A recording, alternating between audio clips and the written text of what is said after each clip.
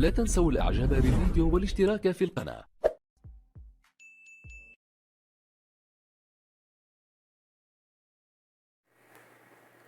السلام عليكم ورحمة الله تعالى وبركاته. عيد مبارك سعيد مجددا. تعودوا باش ما تمنيش ان شاء الله بالرفاه والبنين وبالراحة والهناء، والله ينصر سيدنا جلالة الملك محمد السادس نصر الله. في هذه الحلقة هذه غنحاولوا نقول لكم واحد المحتوى ان شاء الله غادي نضيفوه في القناة ديالنا. غادي نحاولوا ندويو على ديك المدن والدول اللي تطوروا بشكل سريع، اللي ما بين ليلة وضحاها، يعني ما بين واحد الفترة وجيزة عرفوا واحد التطور، واحد الازدهار كبير، واحتمال كبير غنبداو بدولة سنغافورة، لأنني عجبتني هاد الدولة بزاف وكنتمنى إن شاء الله نديرو شي زيارة ليها، وكنتمنى لكم نتوما تزوروا هاد الدولة هادي.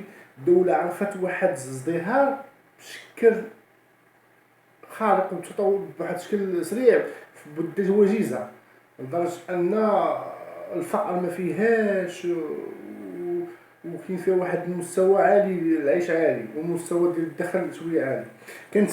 كنتمنى هذا المحتوى حتى هو في هذه القناه ديالنا يعجبكم، وكنتمنىكم تعاونونا في بابوني، لان اغلبيه كيتفرجوا في الفيديوهات ديالنا وما تيديروش ابوني ولايك. ابوني باش نوصلوا 1000 مشترك وباش نطوروا جديد القناه ديالنا.